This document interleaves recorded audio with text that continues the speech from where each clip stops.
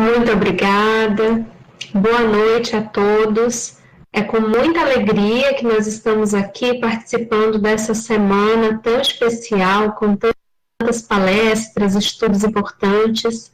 E nós agradecemos imensamente pelo convite, pela oportunidade, pela presença dos amigos que estão aqui conosco, dispostos a refletir juntos, a trocar essa energia de fraternidade, de reflexão.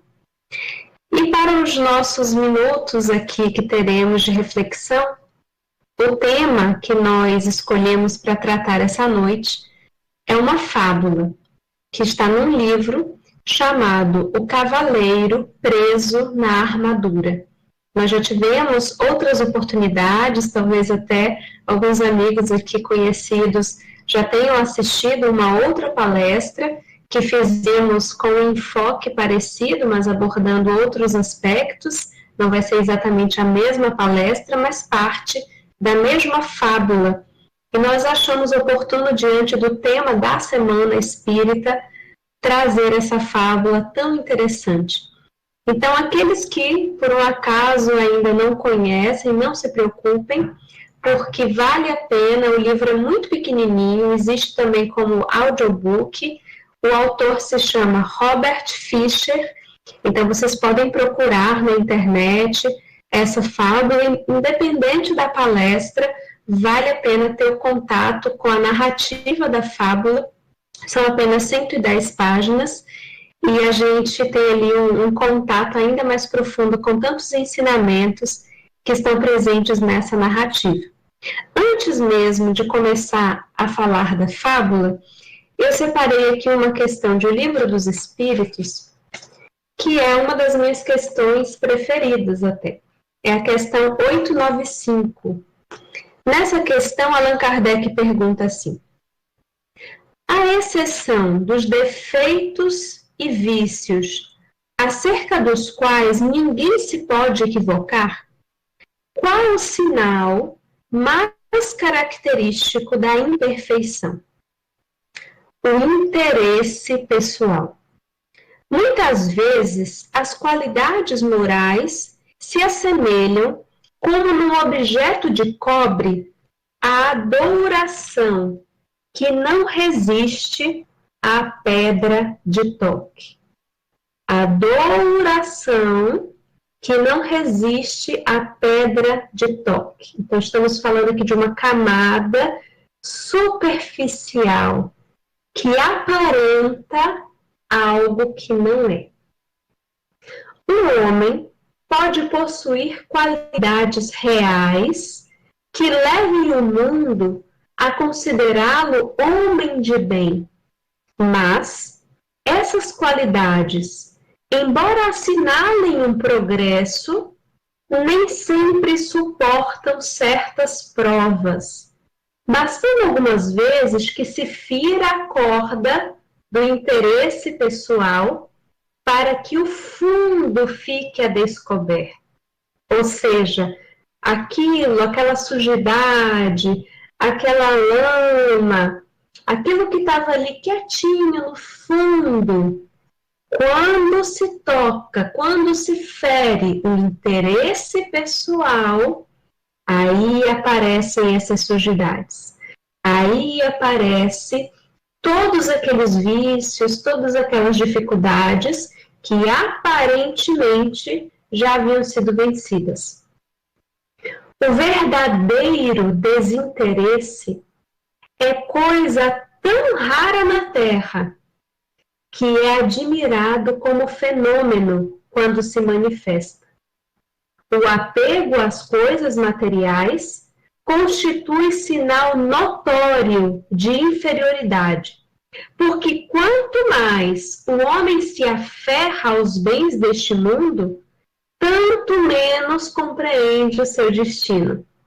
Pelo desinteresse, ao contrário, ele prova que vê o futuro de um ponto de vista mais elevado.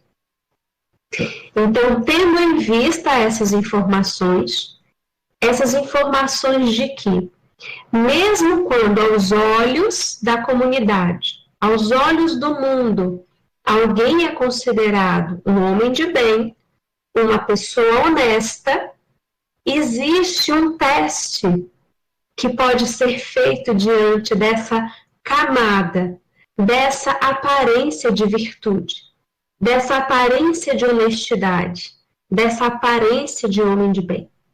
E o teste, se faz através de provas e de desafios que ferem o interesse pessoal. E aí a pessoa, quando está na aparência, quando não é uma conquista real, já que vimos que isso é coisa tão rara na Terra, a maioria de nós, quando atingido no interesse pessoal, logo traz o seu egoísmo, o seu orgulho, a sua vaidade e todos esses vícios que nós bem conhecemos à tona, aquilo que estava ao fundo, aparentemente calmo, aparentemente trabalhado, vem à tona. E é assim que algumas pessoas às vezes dizem até dentro de casa para os seus conhecidos: de onde que vem isso? Quem é essa pessoa que eu não conhecia? Porque vem à tona, se revela aquilo que estava adormecido. Mas que não é uma coisa que não existia, estava adormecido, mas estava ali. É por isso que inúmeras coisas que nós acreditamos não ter como características, como defeitos, como vícios, a gente só pode ter certeza que realmente não tem aquilo, que aquilo é uma conquista da nossa alma, que talvez até já tenhamos chegado nessa existência com essa conquista, porque nem tudo estamos conquistando agora, existem coisas que já trouxemos, assim como trazemos a bagagem do que precisa ser trabalhado, trazemos também a bagagem do que já trabalhamos, as potências que já desenvolvemos, os talentos, os recursos que já multiplicamos. Mas existem coisas que a gente não tem como ter certeza que já estão realmente trabalhadas em nós, até que venha uma prova, até que venha uma experiência e nos mostre se é aparência ou se é conquista real, se existem ali raízes mais profundas dessa conquista.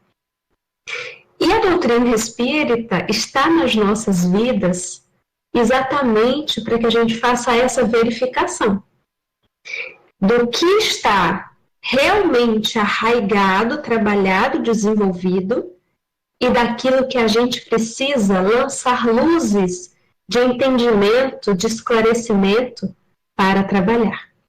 É por isso que o tempo inteiro alguns termos, algumas nomenclaturas como reforma íntima, autoconhecimento, são sempre repetidas em estudos, em textos e em palestras, porque o reino de Deus, que Jesus passou todo o seu ministério, todo o seu messianato anunciando, Jesus veio falar desse reino, Jesus veio falar dessa boa nova, e a doutrina espírita é a continuidade disso, é o cristianismo redivivo, tem em Jesus o seu mestre, o seu modelo, o seu guia, ou seja, estamos aqui também falando do reino de Deus, estamos aqui também falando do reino dos céus.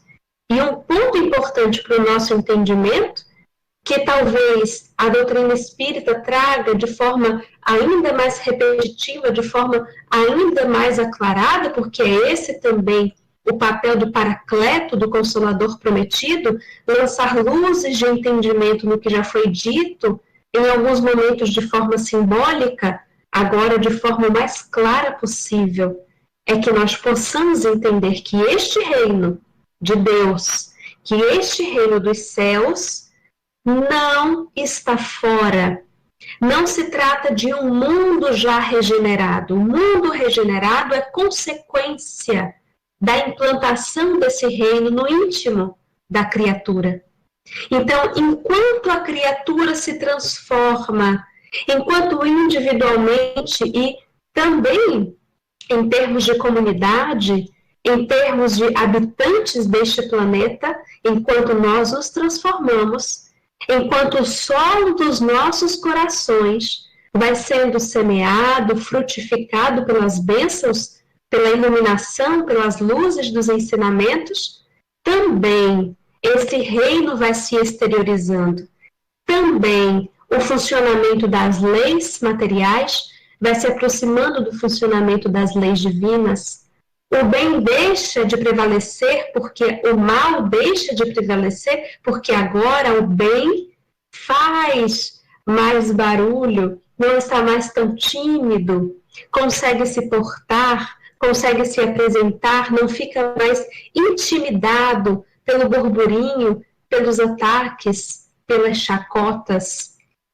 Então é interessante que nós tenhamos, antes mesmo de falar e de aprofundar essa fábula que separamos para hoje, esse entendimento de que não basta ao espírita desejar a paz fora, se ele não começa a trabalhar essa paz dentro. Não basta ao espírita desejar que as leis do mundo, que os governantes e que tudo quanto se passa no mundo material seja mais justo, mais pacífico, se em nós existe ainda tanta violência, se em nós existe ainda tanta aparência de bondade, e não a bondade que resiste à pedra de toque, a bondade desinteressada, a abnegação. Então nós vamos contar a fábula e depois a gente vai retomar esse raciocínio, porque a fábula expressa de forma ainda mais clara tudo o que nós acabamos de dizer e que consta nessa questão 895 de O Livro dos Espíritos. Então existia um cavaleiro que ele acreditava ser gentil, bondoso e amoroso. E fazia de tudo para que as pessoas também o reconhecessem dessa forma. O seu trabalho, como cavaleiro que era matar dragões que estavam aprisionando princesas em castelos. E então ele libertava essas princesas. E fazia isso compulsivamente, de modo que às vezes as princesas sequer queriam ser salvas, sequer queriam a ajuda desse cavaleiro, mas ele não se importava. Ele achava que esse era o papel dele, para que ele fosse bondoso, gentil, amoroso. Esse cavaleiro era conhecido em todo o reino pela armadura que ele utilizava.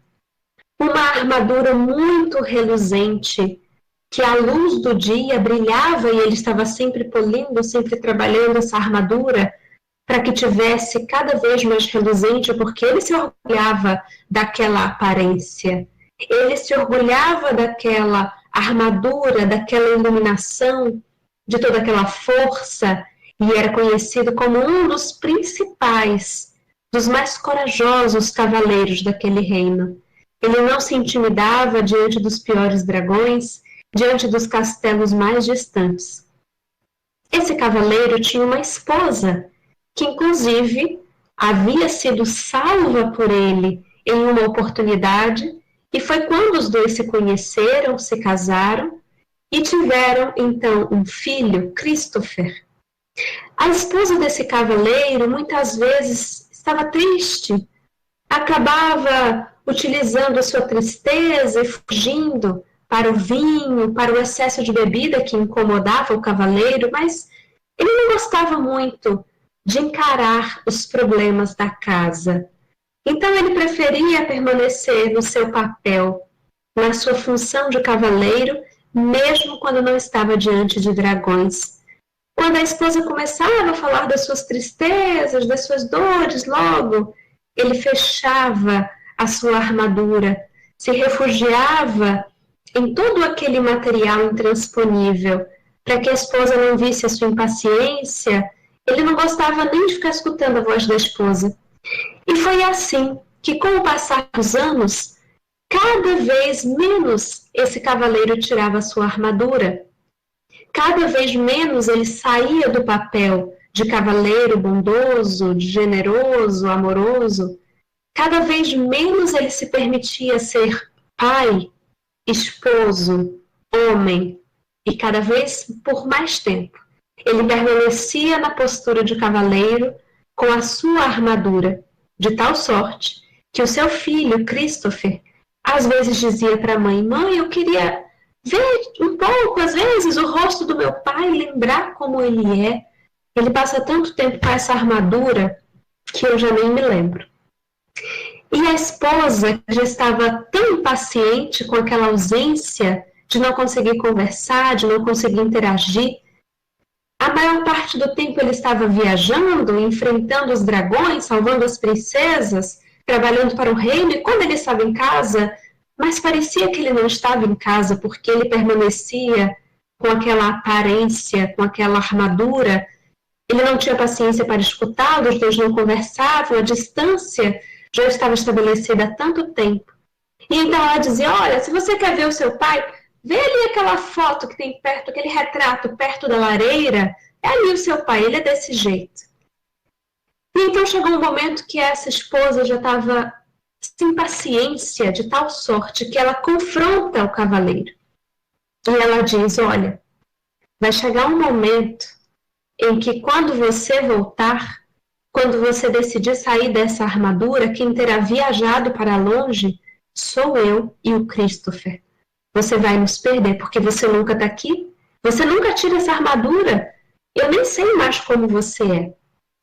E então, quando ele foi fazer o movimento e tentar tirar a armadura, porque ele só abria essa parte, a viseira, para se alimentar, ele percebeu que estava emperrada, que ele não conseguia tirar. E ele vai até o ferreiro, que era considerado o homem mais forte do reino, já que trabalhava, tinha aquele trabalho braçal, fazendo ferraduras.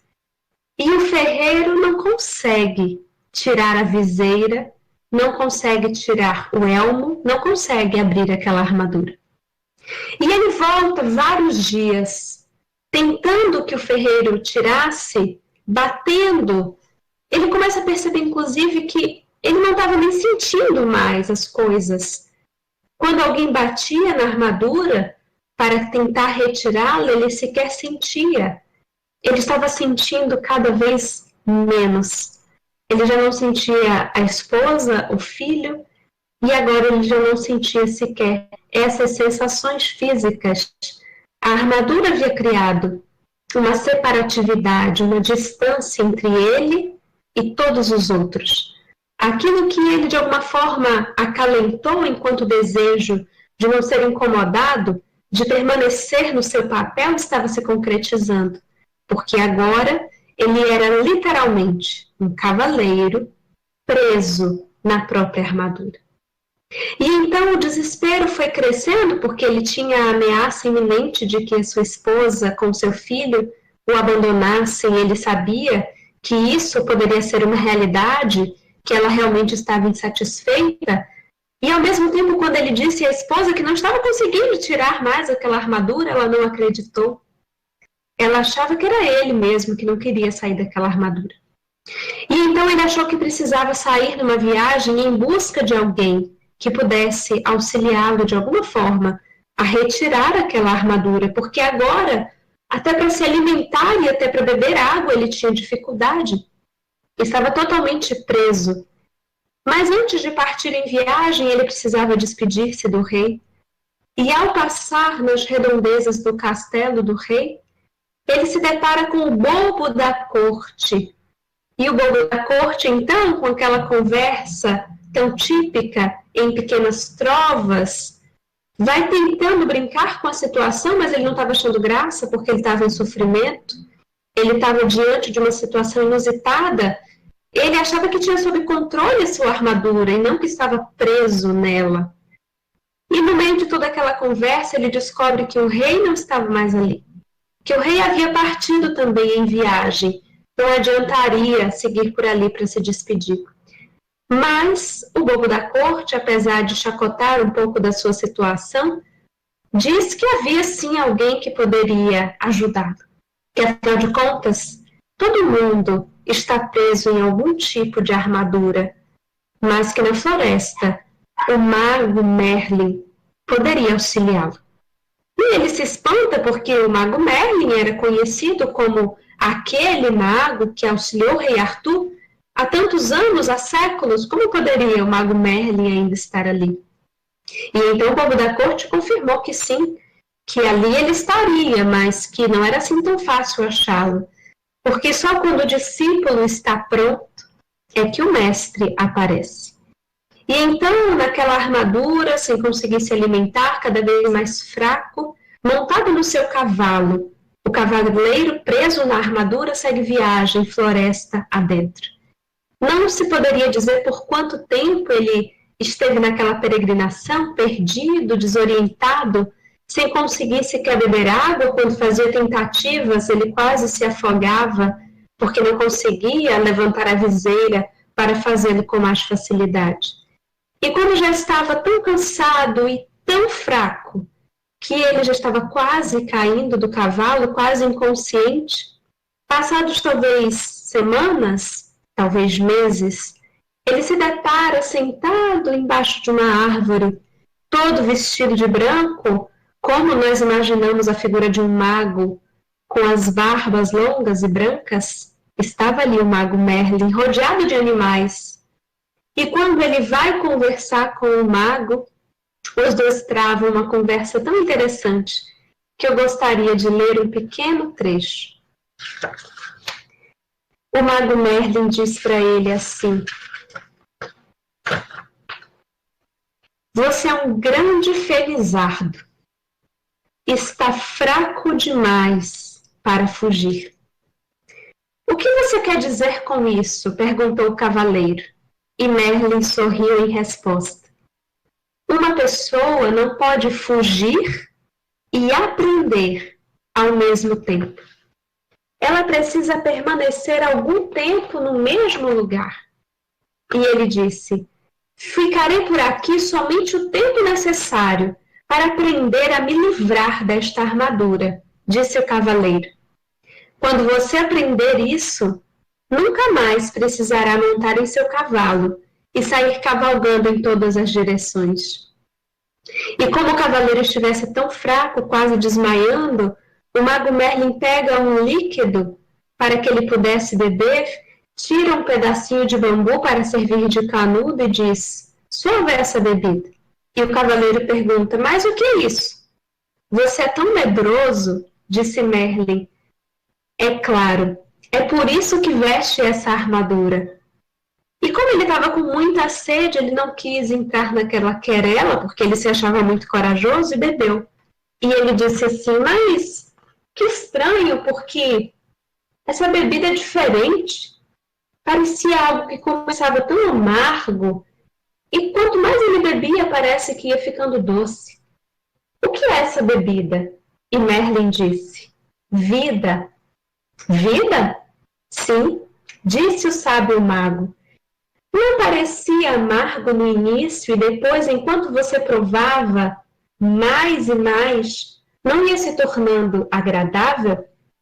Sim, e os últimos goles eram absolutamente deliciosos. Foi quando você começou a aceitar o que estava bebendo. Você quer dizer que a vida é boa quando a aceitamos? E Merlin disse: e não é? O cavaleiro preso na armadura permaneceu dias, semanas e meses convivendo com Merlin, com os animais da natureza e absorvendo ali pequenas lições, percebendo que aquela armadura havia sido construída, havia sido uma forma de defesa, não apenas dos dragões, não apenas dos combates externos, mas que existiam outros combates, outros dragões, outros medos que o haviam feito construir aquela proteção, aquela camada que o fazia sentir-se corajoso, gentil, bondoso e amoroso. E cada vez que ele estava com aquela máscara, é como se ele esquecesse os seus problemas, é como se ele esquecesse as suas fragilidades, não precisasse olhar para nada disso e acreditasse por conta daquela aparência de fortaleza, daquela aparência de iluminação, de algo que reluzia esplendorosamente, que ele era aquilo que ele aparentava ser. E então, com o passar dos dias e com a convivência também com o esquilo que conseguia se comunicar com ele, com uma pomba que estava ali também, chamada Rebeca, eis que Merlin percebe que agora o cavaleiro estava pronto para o passo seguinte. Ele poderia trilhar ou iniciar a trilha do caminho da verdade. O caminho da verdade era uma trilha que era muito íngreme, praticamente uma ladeira, um despenhadeiro, e ali ele não poderia ir com o seu cavalo, nem com a sua espada. Ele precisaria, apenas com a ajuda daqueles dois amigos, aqueles dois animais, trilhar o caminho da verdade. Ele tinha a opção de voltar, mas de onde ele tinha vindo, havia apenas o engano, a mentira, a aparência, a ilusão. E se ele desejasse seguir pelo caminho da verdade, o único caminho que o permitiria desvencilhar-se do peso daquela armadura, ele precisaria de muita coragem, porque é necessária coragem para deparar-se com a verdade sobre si mesmo. E o primeiro castelo que ele encontraria após atravessar a primeira etapa do caminho da verdade seria o castelo do silêncio. E não seria possível trilhar o caminho ao redor do castelo. A única forma de chegar ao outro lado e continuar o caminho da verdade era adentrar esse castelo. E é tão interessante porque já é difícil atravessar a primeira etapa do caminho da verdade, ele precisa deparar-se com a própria fraqueza, com a solitude, com a necessidade de contar com amigos que antes ele considerava seres inferiores a ele, e agora percebe que em toda a criação, que em tudo quanto existe há o seu valor, há a sua importância. E ao chegar nesse castelo, onde o silêncio pairava, onde não havia ruído, ele vai encontrar-se exatamente com aquele rei que ele havia buscado para despedir-se e que estava também trilhando o caminho da verdade. E o rei diz que já havia percorrido aquele caminho muitas vezes, que todas as vezes que ele se sentia novamente na aparência, se sentia novamente perdido, precisando fazer essa viagem para dentro, ele voltava à floresta e percorria novamente o caminho da verdade e a sucessão de castelos que levava ao vértice da verdade, ao encontro consigo, à retirada das camadas de ilusão. E então o rei orienta que eles não poderiam ficar ali conversando porque era um castelo do silêncio, e a única forma de vislumbrar a porta existente para as salas seguintes e a última porta que levaria à continuidade do caminho da verdade era encontrar-se com esse silêncio interno.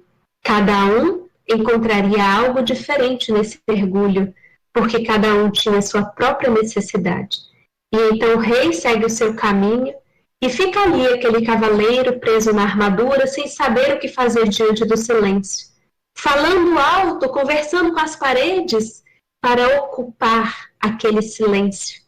E a primeira descoberta que o silêncio promove a ele era exatamente o seu medo do silêncio, a sua dificuldade de lidar consigo mesmo, de fazer silêncio suficiente para escutar os próprios pensamentos, silêncio suficiente para encarar as próprias sombras, sair da aparência de bondade, sair da aparência de força, sair da aparência de luz e perceber as próprias fragilidades, as próprias dificuldades, a própria escuridão.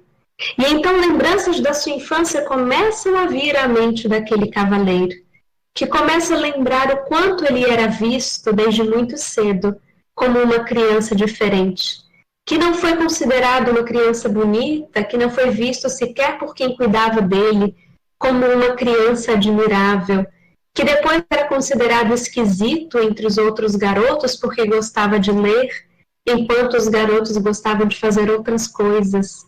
E de como ele foi precisando enquadrar-se para que também se sentisse especial, para que também se sentisse bondoso, gentil, amoroso, o verdadeiro cavaleiro na sua época, admirável diante da sua cultura, admirado pelas princesas, pelas donzelas do reino. Mas, em verdade, a criança que ainda dormitava em sua alma não gostava de nada daquilo, tinha outros sonhos, tinha outras ambições, todas silenciadas, para, na aparência de cavaleiro, enquadrar-se naquilo que se esperava de um homem à sua época, que não podia ser sensível, que não podia chorar, que não podia deixar-se levar pela imaginação, mas ser objetivo, racional, resolver, enfrentar, ganhar. E assim, ele havia atendido a todas essas exigências, silenciado tudo aquilo que fugia dessa realidade. E não tinha sequer consciência de que todo esse processo havia acontecido e que era uma parte desse processo responsável pelo seu aprisionamento naquela aparência, naquela armadura. E quando ele vai se dando conta de toda essa realidade, percebendo que a sua casa, que a sua família havia se transformado num castelo de silêncio, do quanto ele silenciava sua esposa, do quanto ele silenciara o seu filho, de quanto ele não aguentava ouvir as queixas dos outros para não pensar sobre suas próprias demandas. Foi a primeira vez em que ele chorou. Chorou compulsivamente, lágrimas guardadas há tanto tempo. E depois de tanto chorar, ele começa a ouvir uma voz que parecia vir de dentro dele. Quem é você? Eu? Sou o seu verdadeiro eu. Mas como você é o meu verdadeiro eu, se eu vivi até aqui e eu nunca te ouvi? Mas eu sempre estive aqui. Era você que não fazia silêncio suficiente para escutar as minhas orientações. Eu sou o eu mais sublime, o eu mais sábio existente dentro de você. Mas como que eu posso te chamar? Você pode me chamar de eu, mas vai ser estranho te chamar de eu porque parece que eu mal te conheço. Então me chame de Sam. E assim, quando ele fez silêncio, quando ele deu guarida a tudo aquilo que havia sido silenciado, a todas aquelas dores, pela primeira vez ele entrou em contato com a sua essência, com o seu eu verdadeiro, com os seus anseios de crescimento, de desenvolvimento, com a sua centelha divina, saindo pela primeira vez da aparência e se conectando profundamente com a sua essência. E nesse processo ele já havia atravessado inúmeras portas no castelo do silêncio, até que acordasse novamente no caminho da verdade, reencontrando os seus amigos, Rebeca, a pomba e o esquilo, e percebendo que de tanto chorar, a parte superior da sua armadura havia magicamente se enferrujado e também quebrado. E assim, esse cavaleiro terá ainda outros 2 castelos pela frente. Castelos que ele encontrará a partir deste caminho da verdade. O castelo do conhecimento, onde inúmeras informações, revelações a respeito da sua trajetória, os porquês das suas dificuldades de relacionamento, revelações acerca da sua vida, do porquê ele estava ali, do que o aprisionava, assim como depois ele encontrará, seguindo ainda o caminho da verdade, o último castelo, o da vontade e da ousadia, o castelo mais desafiador, para que ele pudesse realmente desvencilhar-se daquela armadura por completo, para só após toda essa travessia chegar ao vértice da verdade. E nós pararemos aqui a nossa narrativa com o objetivo de que todos os amigos possam mergulhar nessa fábula, o cavaleiro preso na armadura, que nos traz tantos ensinamentos, tantos diálogos enriquecedores que nos auxiliam a retirar a nossa própria armadura E gostaríamos então de voltar às reflexões do início, porque todos nós temos, como diz a própria fábula, algum tipo de armadura. Todos nós temos algum tipo de defesa, construímos essa defesa ao longo do nosso crescimento, do nosso desenvolvimento, diante das dores, das rejeições, da sensação de não pertencimento, da sensação de que não nos enquadrávamos nas expectativas criadas para a nossa própria vida, por mais que os nossos pais, os nossos educadores e familiares buscassem demonstrar esse amor e esse afeto. No plano em que vivemos, o amor ainda se apresenta de forma tão imatura e cada um vai ofertando o que consegue na medida de suas próprias capacidades ainda tão limitadas, a capacidade de cada um de nós. E então, vamos também precisando lidar sozinhos, sem que os outros saibam sequer os conflitos que passamos, com as nossas frustrações, com as nossas dores, com a nossa sensação de que não somos amados o suficiente, de que não somos admirados o suficiente. Vamos construindo crenças inconscientes que se tornam obstáculos no nosso caminho, limitações na nossa trajetória de progresso, de avanço, não nos sentindo capazes de doar, de oferecer, de amar. E assim a armadura, também chamada na psicologia de máscara, de autoimagem idealizada, se apresenta como essa nossa tentativa artificial de defesa, de proteção diante das dores, diante da nossa fragilidade, diante dos nossos defeitos. Porque uma das funções dessa armadura ou dessa máscara que nós criamos artificialmente, mesmo que não tenhamos consciência disso, todos criamos, é que os outros não enxerguem os nossos defeitos, que os outros não enxerguem a nossa escuridão, a nossa sombra, as nossas negatividades, os nossos vícios. Então as pessoas vão se relacionando com a armadura, se relacionando com a máscara e acreditando que nos conhecem e acreditando que sabem com quem estão lidando. E nós podemos, assim como o cavaleiro, usar isso de forma inconsciente, sem perceber que o estamos fazendo por tanto tempo, que na hora que desejamos ser quem realmente somos, apresentar o nosso eu real, retirar a armadura, percebemos que estamos presos naquilo que deveria nos proteger. Que não está mais no nosso controle retirar essa armadura, porque nós mesmos acabamos por nos identificar com essa armadura que havia sido criada de forma artificial para nos proteger.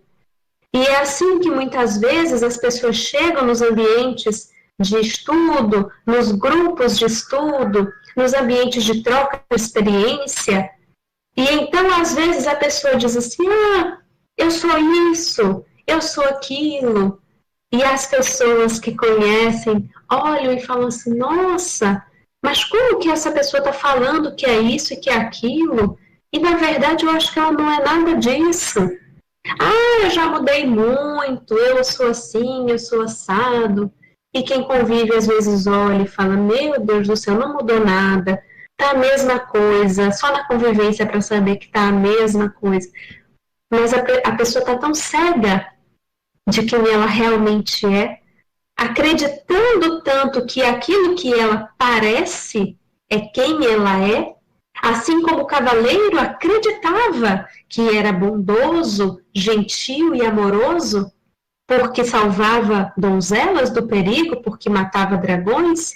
Quantas vezes nós acreditamos que somos realmente honestos, realmente íntegros, realmente bons cristãos, e quando nós analisamos com sinceridade, sem o desejo de convencer ninguém, mas de encarar no castelo do silêncio a verdade sobre nós mesmos, vamos percebendo que não basta aparentar as virtudes, aparentar a bondade, a amorosidade, a gentileza, Não é suficiente que uma multidão, talvez que milhares de pessoas nos aplaudam e nos digam que somos isso ou aquilo, se nós, no nosso castelo interior, no nosso templo interno e abandonado, nas palavras de Elta de Souza, não identificarmos isso como uma verdade.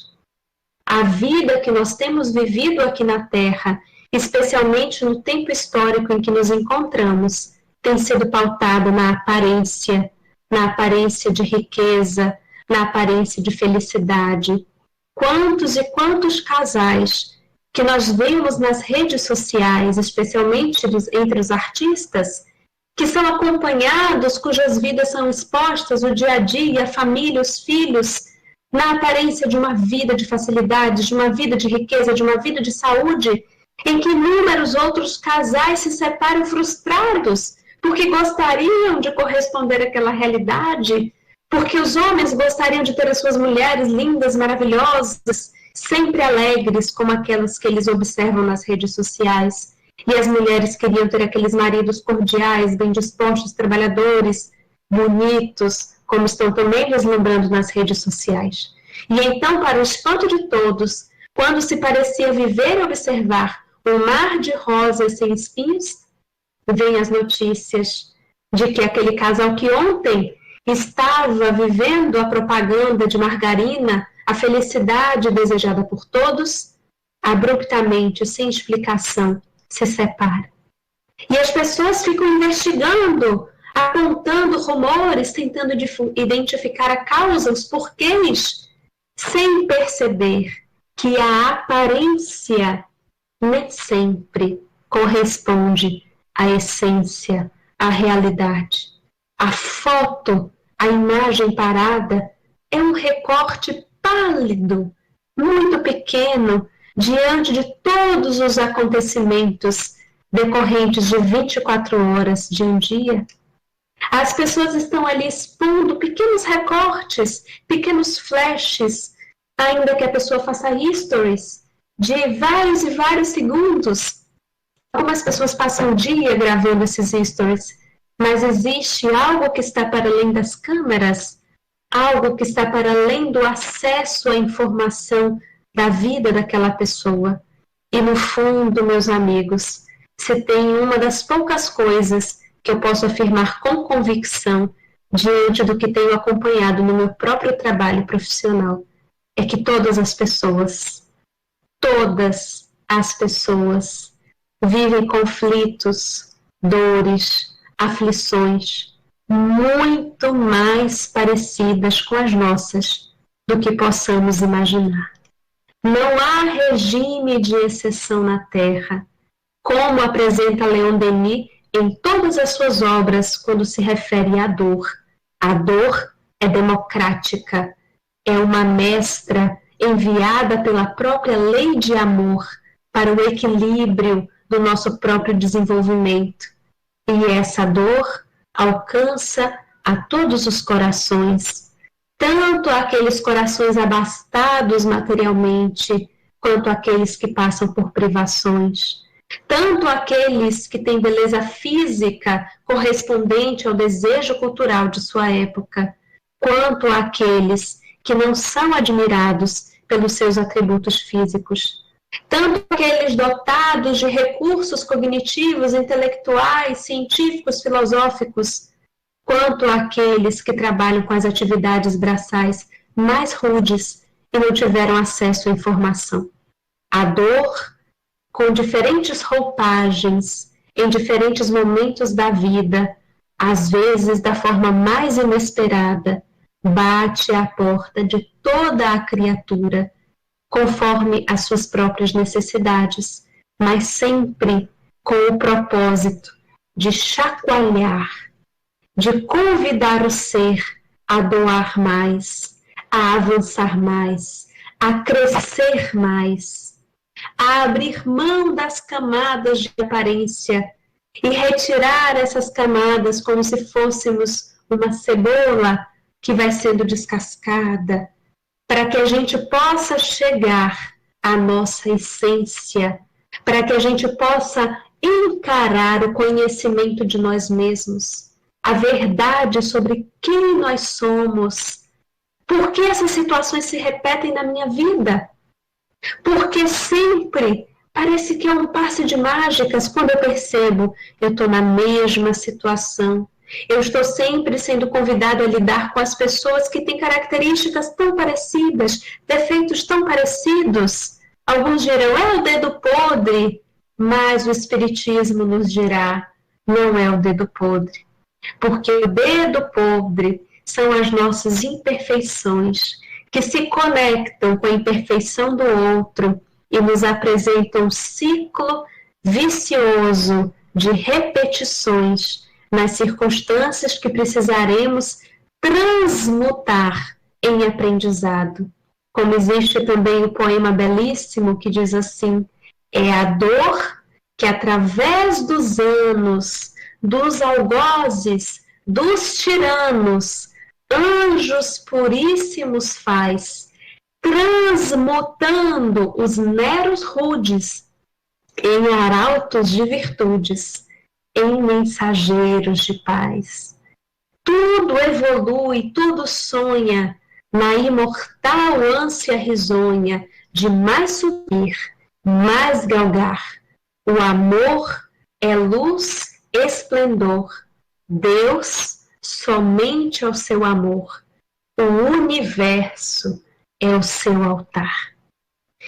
A doutrina espírita, meus amigos, é um farol que objetiva iluminar, antes de mais nada, a nossa própria existência.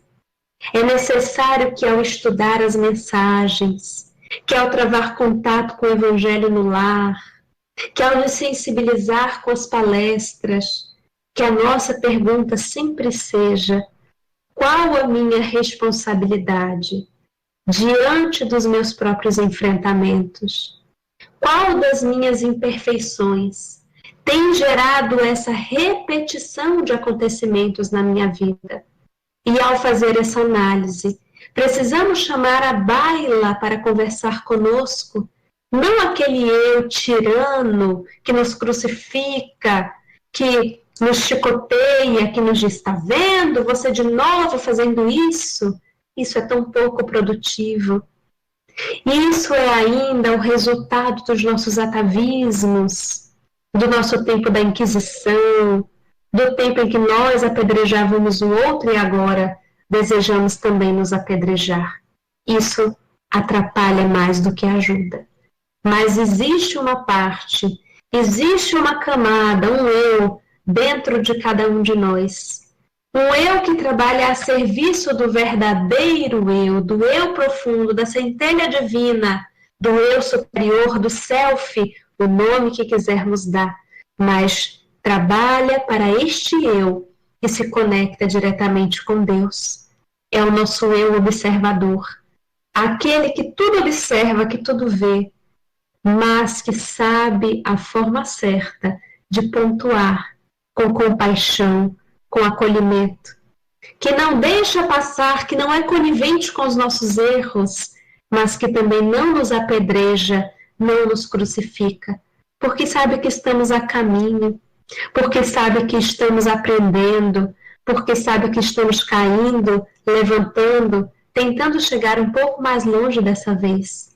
Então, quando nós adentrarmos o nosso templo interno, o nosso castelo do silêncio, o nosso momento de oração, o nosso momento de prece, chamemos para conversar conosco este eu observador, que observa cada uma das nossas intenções, que utiliza a pedra de toque do interesse pessoal para saber quando nós estamos sendo íntegros nas nossas ações, nos nossos pensamentos, ou quando nós estamos interessados em reconhecimento, interessados em aplauso, interessados em estar certos, interessados em ganhar as discussões, ao invés de aprender com elas.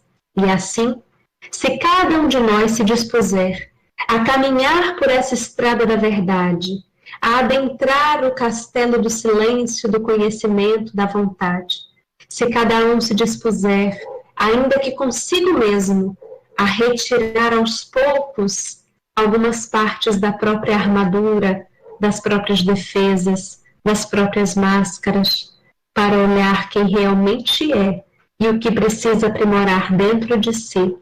Cada um de nós estará aproveitando os valores e ensinamentos da doutrina espírita para avançar, progredir, caminhar, como dizia Leon Denis, para frente e para o alto.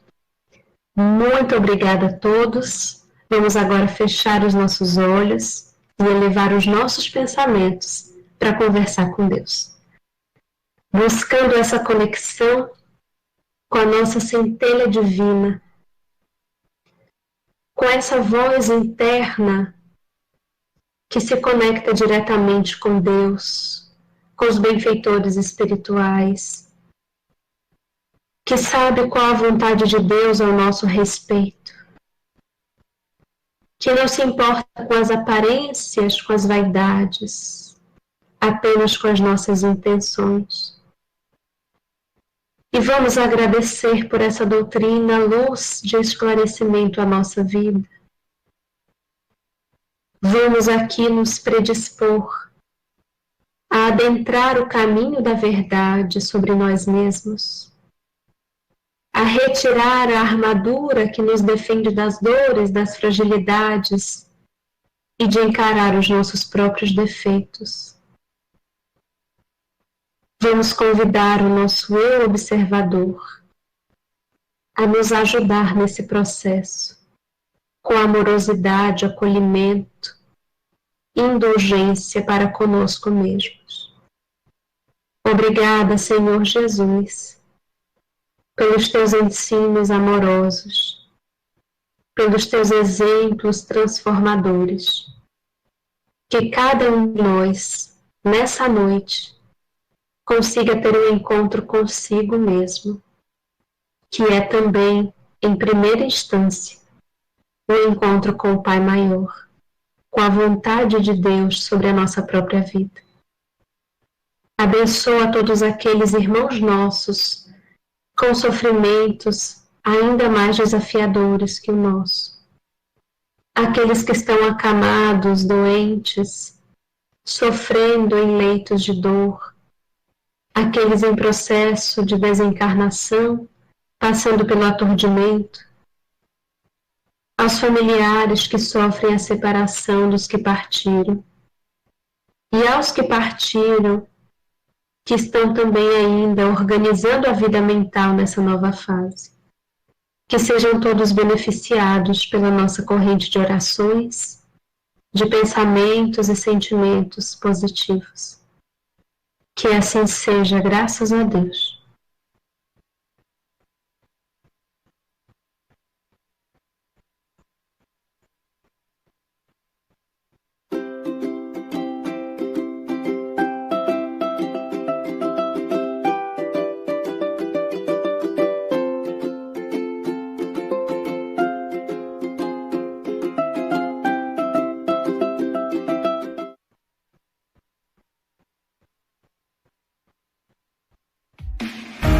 Associação de Divulgação Espírita Chico Xavier, mantenedora da Rádio e TV Chico Xavier, além dos perfis nas redes sociais.